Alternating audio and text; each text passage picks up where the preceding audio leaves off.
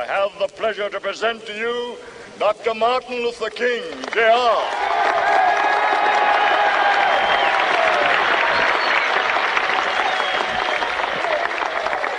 I am happy to join with you today in what will go down in history as the greatest demonstration for freedom in the history of our nation.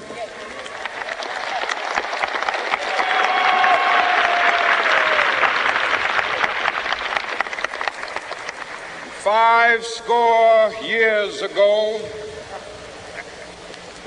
a great American in whose symbolic shadow we stand today signed the Emancipation Proclamation.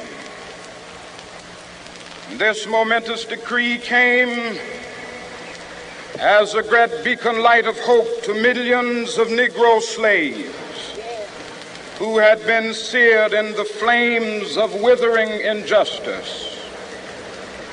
It came as a joyous daybreak to end the long night of their captivity. But 100 years later, the Negro still is not free. 100 years later, the life of the Negro is still sadly crippled by the manacles of segregation and the chains of discrimination. 100 years later, the Negro lives on a lonely island of poverty. I have a dream that one day this nation will rise up and live out the true meaning of its creed. We hold these truths to be self-evident, that all men are created equal.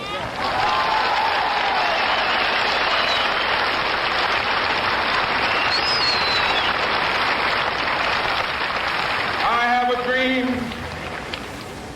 that one day on the red hills of Georgia, the sons of former slaves and the sons of former slave owners will they be able to sit down together at the table of brotherhood. I have a dream that one day, even the state of Mississippi, a state sweltering with the heat of injustice, sweltering with the heat of oppression, will be transformed into an oasis of freedom and justice. I have a dream. My four little children will one day live in a nation where they will not be judged by the color of their skin, but by the content of their character. I have a dream today.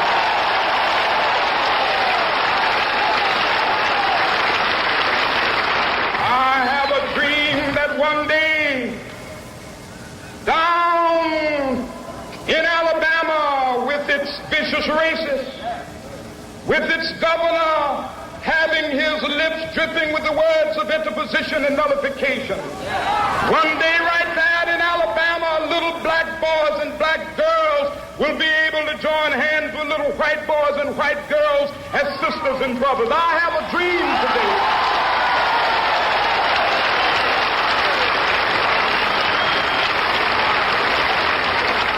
I have a dream that one day every valley shall be exalted, and every hill and mountain shall be made low. The rough places will be made plain, and the crooked places will be made straight, and the glory of the Lord shall be revealed, and all flesh shall see it together.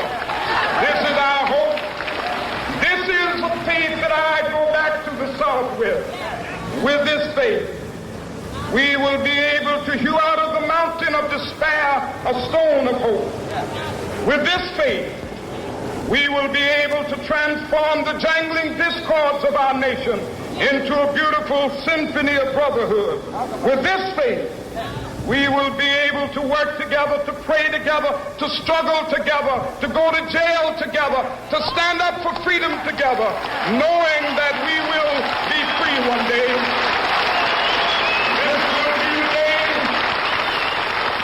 This will be the day when all children will be able to sing with new meaning, my country, 'tis of thee. Sweet land of liberty, of thee I sing. Land where my fathers died, land of the pilgrim's pride. From every mountainside, let freedom ring. And if America is to be a great nation, this must become true. And so let freedom ring. From the prodigious hilltops of New Hampshire, let freedom ring. From the mighty mountains of New York, let freedom ring. From the heightening Alleghenies of Pennsylvania, let freedom ring. From the snow-capped Rockies of Colorado, let freedom ring. From the curvaceous slopes of California. But not only that, let freedom ring from Stone Mountain of Georgia. Let freedom ring from Lookout Mountain of Tennessee. Let freedom ring from every hill and molehill of Mississippi, from every mountainside. Let freedom ring, and when it happens, when we allow freedom ring, when we let it ring from every village and every hamlet, from every state and every city, we will be able to speed up that day when all of God's children, black men and white men, Jews and Gentiles, Protestants and Catholics, will be able to join hands and sing in the words of the old Negro spiritual, free at last, thank God Almighty.